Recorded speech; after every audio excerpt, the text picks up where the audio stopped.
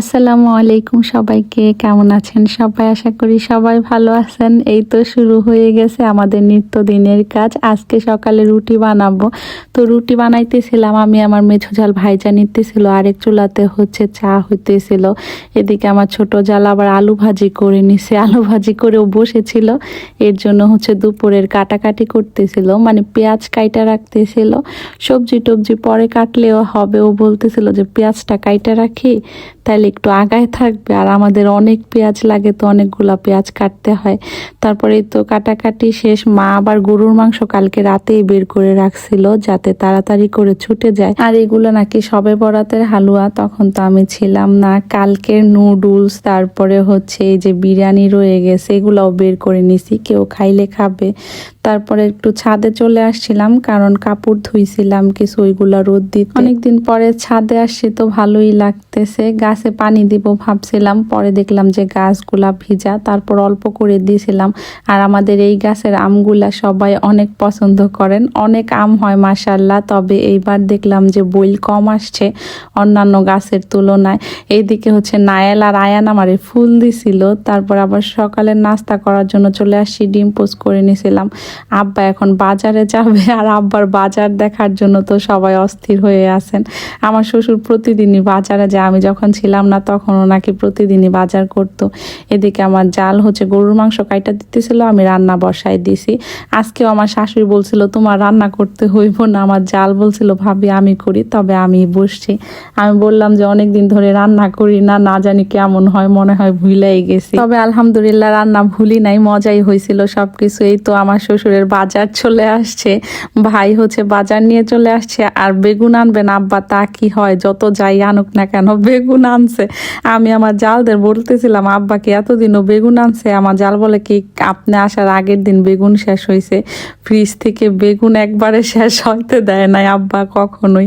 তারপরে তো সব কিছু বের করে নিতেছি। সেই আনছে কালকেও, কিন্তু আব্বা অনেকগুলা সেই আনছিল, বিরিয়ানিতে দিছিলাম দেখছেন সবাই। আর আব্বারে দেখা সবগুলা পিছে পিছে চলে আসছে, জানে যে আব্বা কিছু না কিছু আনবো, ওগুলোর জন্য আবার চিপস আনছিল। এদিকে আমি গরুর মাংসর মশলাটা ভালো করে কষাই নিয়েছি। আর আজকের মাংস রান্নাটা এত মজা হয়েছে, আমি নিজেই অবাক হয়ে গেছি।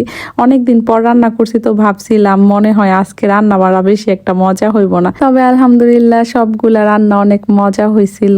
এদিকে হচ্ছে রান্না করতেছিলাম, আর হচ্ছে আমরা শাক পাচতেছিলাম। আবার 2 রকম শাক আনছিল, কলই শাক আর হচ্ছে লাল শাক। আজকে লাল শাকগুলা রান্না করব না, কলই শাকগুলা রান্না করব। লাল শাক কালকে করব। আমাদের খরগোশগুলা অনেক পরিমাণে ঘাস খায় মাশাআল্লাহ, ওরা কলই শাক পেয়ে অনেক মনে হয় খুশি হয়ে গেছে, খাইতেছিল তাড়াতাড়ি করে। এদিকে আমার মাংস প্রায় হয়ে গেছে।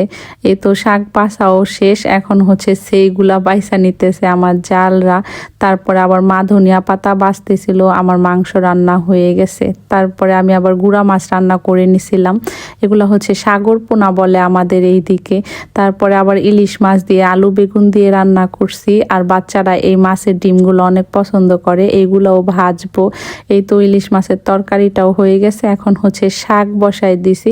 শাক রান্না হলে হচ্ছে মাছগুলা ভাইজা নিব, মাছ না সরি মাছের ডিমগুলা ভাইজা নিব। কলই শাক কিন্তু সিদ্ধ করে রান্না করতে হয় না, আমার শাশুড়ি বলে কাঁচা বাগার দিলে বেশি ভালো হয়। ডিমগুলা ভাজার পরে আমি হচ্ছে ভাত বসাই দিছিলাম, তো আমার জাল আবার ভাতে জাল দিতেছিল। এই তো সবগুলা রান্না বাড়া শেষ, অনেক কিছু রান্না করছে। আমাদের বাসায় সব সময় নর্মালি 4-5 পদ হয়ে যায় রান্না করতে করতে। তারপর আমি উপরে চলে আসছিলাম, আর এই যে সকালবেলা নামছি আর হচ্ছে উপরে ওঠা হয় নাই। কালকে রাতে অনেক রাত পর্যন্ত ঘর টর গুছাইছি, সবকিছু ক্লিন করছি, তারপরে ঘুমাইতে গেছি। আর ঘুমাইতে গেলেও রাতে কেন জানি না ঘুমই আসে না। সামিও যে সকালে ঘুম থেকে উঠছে, আমি যেহেতু উপরে আসি নাই, তো বিছানা উঠানো হয় নাই। এখন হচ্ছে এগুলা করে তারপরে গোসল নামাজ শেষ করে নিচে আসছি। আর আমি নিচে আসার পরে না ঘুমাই গেছিলাম মার রুমে যাইয়া, তো আমাকে কেউ ডাকে নাই, ঘুমাইছি দেখে। পরে উঠে আমি ভাত খাইছি। আসফি এখন বাড়িতে চলে যাবে, কারণ মা ফোন দিতেছিল, ভাবি ফোন দিতেছিল, সকালে যাইতে বলছিল, আমি যাইতে দিই নাই, বলছিলাম যে বিকেলে যাবে না। যাওয়ার আগে আবার সামিউনকে জড়াই ধইরা গেল। এরপর আবার আপু চলে যাইতেছে, মানে আমার ননদ চলে যাইতেছে আর কি। আমি আসছি দেখে আপু আসছিল, বাচ্চাদের পড়া আছে, আপুর বলছিলাম অনেক থাকতে, তবে থাকবে না। আমরা আবার পেছন পেছন একটু আগায় দিয়ে আসলাম। এরপর আমি আবার একটু ছাদে আসছিলাম, কারণ সকালে যেহেতু কাপড় দিছিলাম রোদে নেওয়ার জন্য। আমি যে বরখাটা পরে আসছিলাম সেটা একটু ডিটেলে দেখতে চাইছিলেন। অনেক আপুরা জিজ্ঞেস করছেন কোন পেজ থেকে নিছি। এটা আসলে কোনো পেজ থেকে নেই নাই, অনেক অনেক মেসেজ আসছে এই বরখার জন্য। অনেকে আবার পিক চাইছেন। আসলে আমি বোরখাটা পরে তেমন প্রপার ভাবে আর কি পিক তুলি নাই। নেক্সট ডে কখনো পরলে পিক তুলে তখন আপলোড করবো ইনশাল্লাহ। এটা আমি আসলে কোনো পেজ থেকে নেই নাই, এর জন্য পেজের নাম বলতে পারলাম না। এটা হচ্ছে সৌদি আরবেরই এক আপুর থেকে বানানো হয়েছে। অনেক আপুর আবার প্রাইস জিজ্ঞেস করছেন। এটা হচ্ছে 200 রিয়াল নিছিল, যা বাংলা টাকায় কনভার্ট করলে প্রায় 6,500 টাকার মতো হয়। যে আপুরা বরখাটা সম্বন্ধে জানতে চাইছেন আশা করি সেই আপুরা ক্লিয়ার হয়ে গেছেন। তো আজ এ পর্যন্তই, কথা বন্য কোনো ভিডিওতে। সবাই ভালো থাকবেন। আল্লাহ হাফেজ। আসসালামু আলাইকুম।